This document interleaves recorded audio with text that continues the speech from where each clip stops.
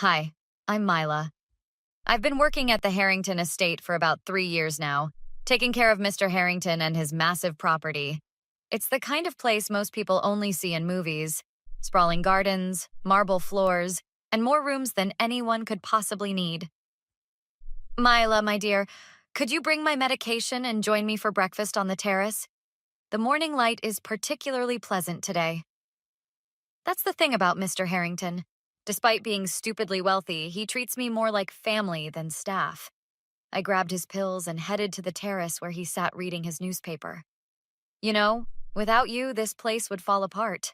I don't tell you that enough. You tell me nearly every day, sir. I laughed, pouring his tea exactly how he likes it.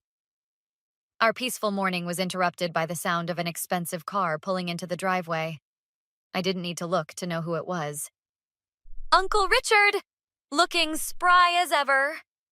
Victor, Mr. Harrington's nephew, strutted onto the terrace in his designer suit. He barely acknowledged me before launching into his usual routine.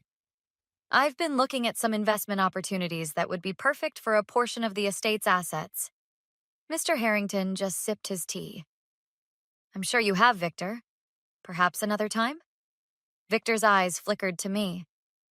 Family business should really be discussed privately, don't you think? Before Mr. Harrington could respond, another car pulled up.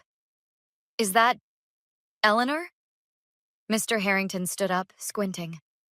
I'd never met his daughter before. She'd been estranged for nearly a decade, but suddenly here she was, designer luggage in tow. Daddy, it's been too long. She embraced Mr. Harrington while eyeing the estate like she was mentally appraising it. I've had some time to reflect, and family is what matters most, she said, though her smile didn't reach her eyes. Later that day, I was organizing Mr. Harrington's medication when Diana, the housekeeper, appeared. So nice to see the family coming together, isn't it? She was straightening things that didn't need straightening. I guess so. Mr. Harrington must be thrilled. Her voice was friendly, but something felt off. While walking the grounds that afternoon, I ran into James, the gardener who'd been here longer than anyone. Watch yourself, Mila. He was pruning roses but didn't look up. What do you mean? When vultures circle, it's because they smell death. Not saying the old man's dying, but with Eleanor and Victor suddenly showing interest. You think they want the estate? I think you should watch your back. He finally looked at me. You're the only one he trusts. Over the next week, I noticed things. Small things.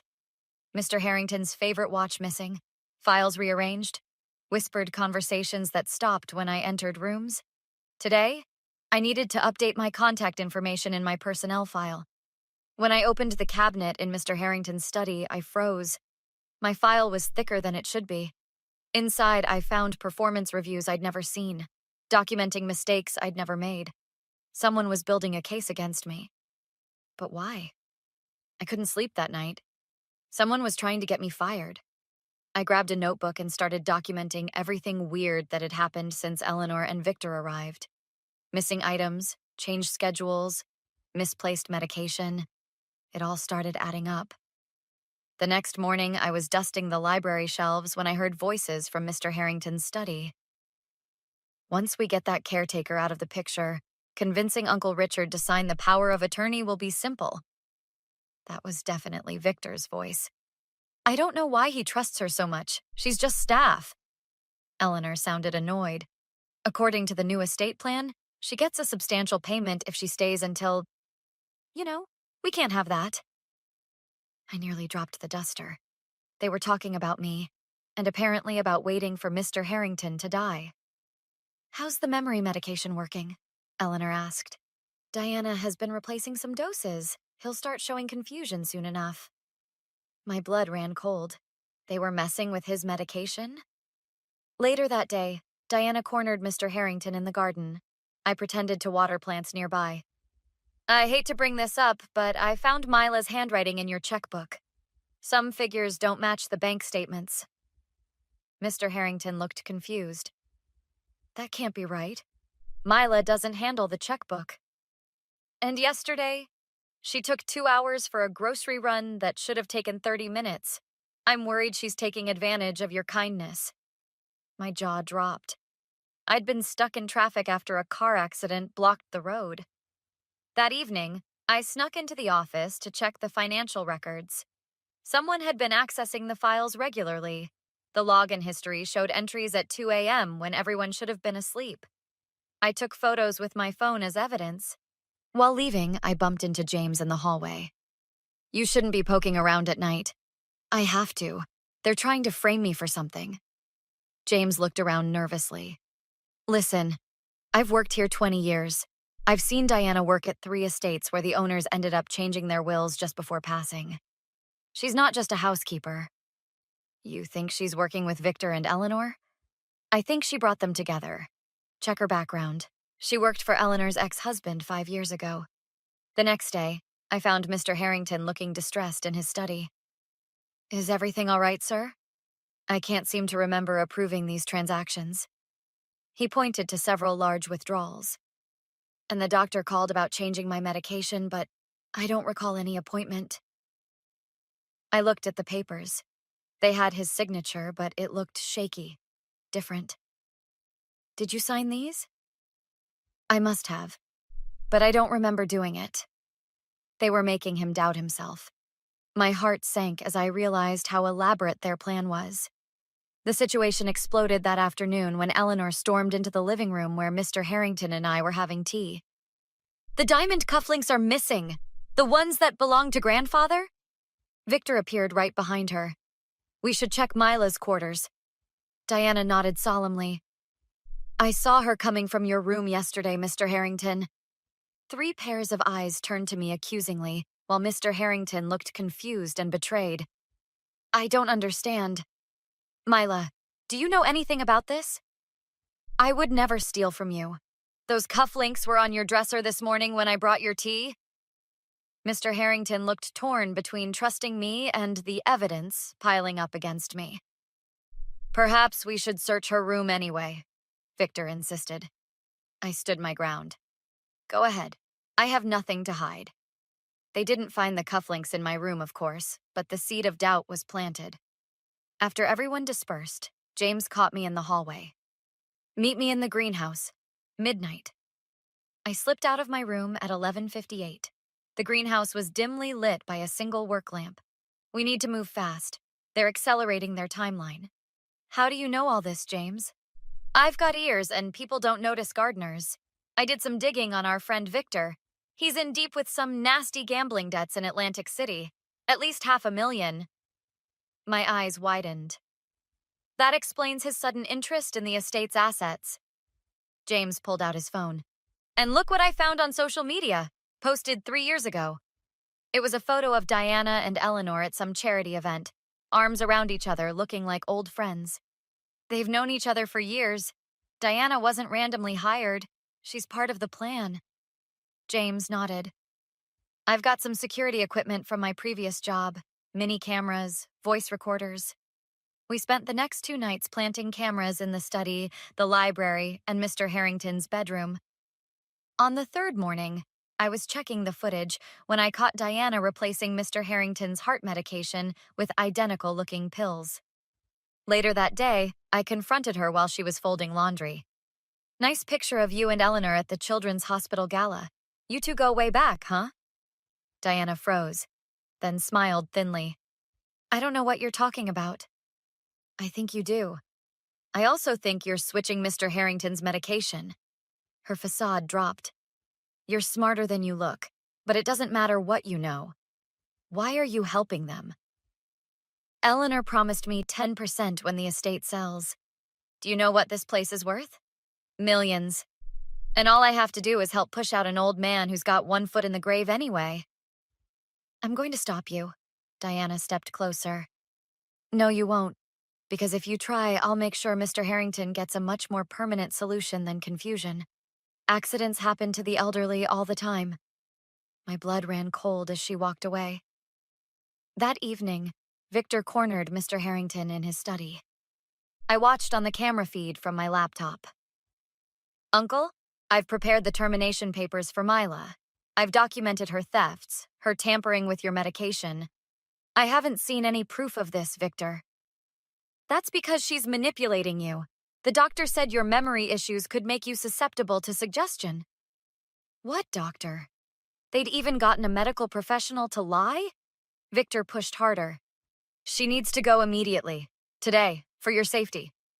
I panicked and texted James. They're moving to fire me now.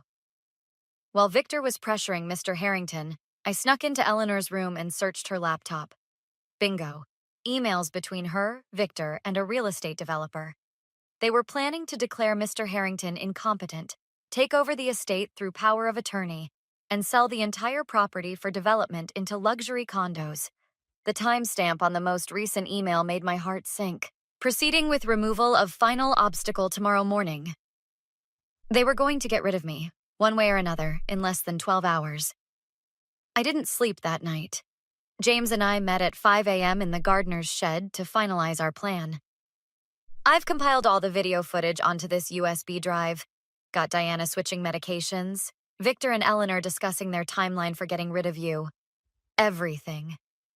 We need to show this to Mr. Harrington before their morning meeting. We headed to the main house as the sun rose.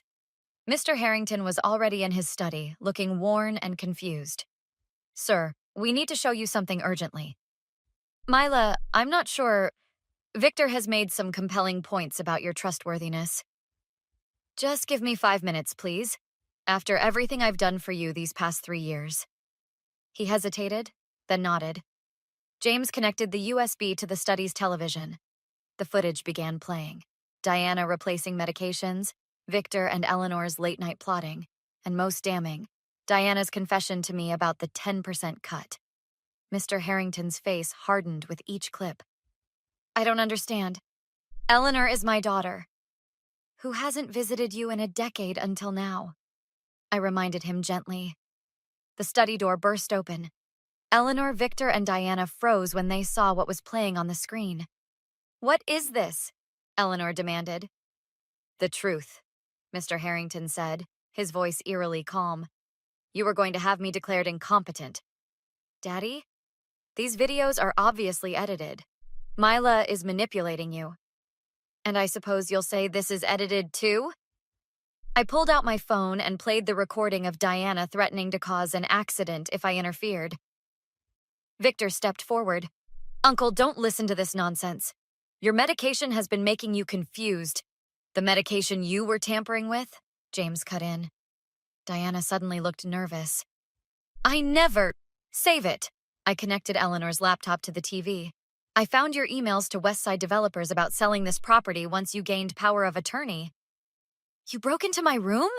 Eleanor gasped. After you planted stolen items in mine, I thought it was fair. Mr. Harrington picked up his phone. I'm calling my attorney right now, and after that, the police. You can't be serious, Victor laughed nervously. We're family. Family doesn't try to drug me and steal my home. Myla and James have been more family to me than either of you. Eleanor tried a different approach. Daddy, I'm so sorry. I was desperate. My business is failing and... Get out. All 3 of you. My attorney will contact you. After they left, Mr. Harrington's attorney arrived within the hour. The police took statements about the medication, tampering, and harassment. By afternoon, Mr. Harrington had filed restraining orders against all 3 conspirators. 2 weeks later, Mr. Harrington called me into his study. I've made some changes to my estate planning. Victor and Eleanor will receive nominal amounts, but nothing more. That seems fair, considering. And I'd like to appoint you as my official estate manager, with expanded responsibilities and compensation. I was speechless. You've earned my trust, Myla. This place needs someone who cares about more than its monetary value. 6 months passed. Diana faced criminal charges for medication tampering. Victor's gambling debts caught up with him when his loan sharks discovered he wouldn't be getting an inheritance. And Eleanor's social standing collapsed when the story hit local high society. As for me, I went from being just the caretaker to running this beautiful estate. Sometimes I walk the grounds at sunset and think about how they almost succeeded in pushing me out. Instead, they lost everything, while I found strength I never knew I had. When people underestimate you, they never see the reckoning coming. What would you have done if you discovered your employer's family was plotting against both of you? Would you have exposed them immediately or gathered evidence quietly like Mila did? And the bigger question, do you believe toxic family members deserve a second chance? Or should they face permanent consequences for their betrayal with no opportunity for reconciliation? Share your thoughts in the comments below. If you enjoyed this revenge story of justice served, hit that like button and subscribe for more stories where the underdog comes out on top. New stories posted every day.